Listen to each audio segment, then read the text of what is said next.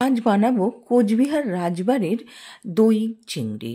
তার জন্য প্রথমে 1 টেবিল স্পুন মেথি আর 1 টেবিল স্পুন জিরে ভালো করে শুকনো খোলায় ভেজে নিয়ে এটাকে গুঁড়ো করে নিতে হবে।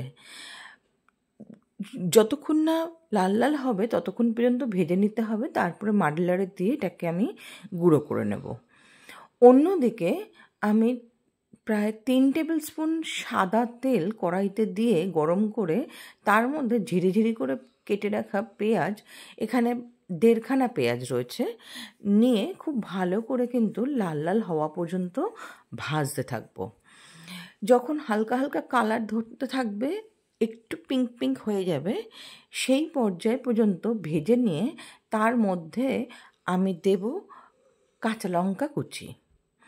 কাঁচা লঙ্কা কুচিটা দিয়েও খুব ভালো করে মিশিয়ে নিতে হবে এই পেঁয়াজের সাথে। যখন এটাও ভাজা ভাজা হয়ে যাবে তখন আমি এখানে প্রায় 200 গ্রাম চিংড়ি নিয়েছিলাম। তো 200 গ্রাম চিংড়ির জন্য প্রথমে আমি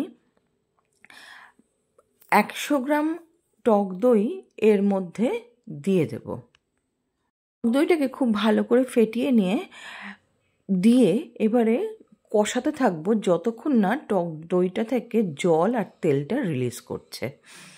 মানে টক দইয়ের থেকে জল শুকিয়ে যখন তেলটা রিলিজ করবে ততক্ষণ পর্যন্ত নেড়ে চেড়ে নিতে হবে।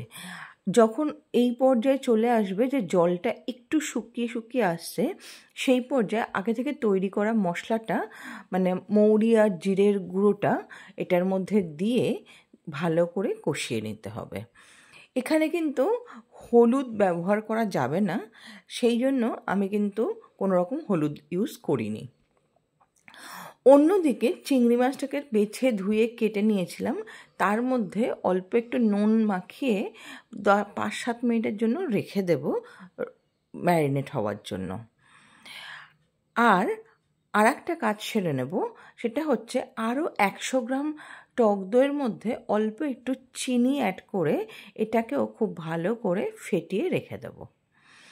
200 গ্রাম চিংড়ির সাথে 200 গ্রাম টক দই কিন্তু ইউজ করতে হবে, সেরকমই কিন্তু লেখা ছিল। এবারে চিংড়ি মাছগুলোকে দিয়ে খুব ভালো করে নাড়াচাড়া করতে হবে যতক্ষণ না চিংড়ি মাছের কালারটা চেঞ্জ হচ্ছে। যখন চিংড়ি মাছের কালারটা চেঞ্জ হবে সেই পর্যায় পর্যন্ত কিন্তু নেড়ে চেড়ে এটাকে মিশিয়ে নিতে হবে। কালারটা যখন চেঞ্জ হচ্ছে তখন এর মধ্যে যে ফেটিয়ে রেখেছিলাম টক দইটা, সেই দইটা এটার মধ্যে অ্যাড করব। এটা কিন্তু আমি এমনিও যে কোনো চিংড়ি মাছের রেসিপি কাঁচা চিংড়ি দিয়ে করতেই পছন্দ করি, তাহলে কিন্তু ফ্লেভারটা খুব ভালো আসে। আর এটাতে এমনিতেই কাঁচা চিংড়ি দিয়েই করতে বলা হয়েছিল। চিংড়ি কিন্তু আগে থেকে ভেজে নিলে পরে সেই স্বাদ বা সেই ফ্লেভার কিন্তু আসবে না। এবারে আমার মনে হয়েছিল নুনটা একটু লাগবে, সেই জন্য নুন দিয়ে দিয়েছিলাম। তারপরে আমি সেই চিনি মেশানো টক দইটাকে দিয়ে এবারে আমি এটাকে খুব ভালো করে নাড়াচাড়া করতে থাকবো যতক্ষণ না তেলটা রিলিজ করছে ততক্ষণ পর্যন্ত। তারপরে এটা গরম ভাতের সাথে কিন্তু আমি সার্ভ করব। আর গ্রেভি তোমরা যেরকম রাখবে সেই অনুযায়ী কিন্তু জলটা অ্যাড করবে। আমি খুব বেশি গ্রেভি এটা রাখবো না, মিডিয়াম গ্রেভি থাকবে। আর তারপরে আমি এর মধ্যে কিছু কাঁচা লঙ্কা অ্যাড করে দেব। অ্যাড করে দেওয়ার পর আমি এখানে মিনিট 3-4 ফুটিয়ে নিয়ে এটাকে এবারে নামিয়ে সার্ভ করব। তো অবশ্যই কিন্তু জানিও আমার এই ভিডিওটা কেমন লাগলো। আর যদি ভালো লাগে তাহলে কিন্তু লাইক, শেয়ার, কমেন্ট করতে ভুলো না। আর বন্ধুবান্ধব, আত্মীয় পরিবারের সাথে শেয়ারটা করে দিও।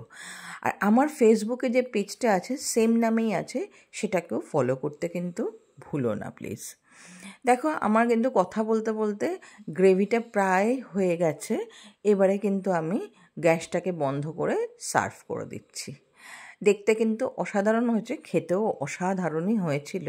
এটা যতক্ষণ না করে খাবে ততক্ষণ কিন্তু বুঝতে পারবে না এত কম উপকরণেও এত সুন্দর একটা রেসিপি রেডি হতে পারে। তো চলো ততক্ষণের জন্য টাটা।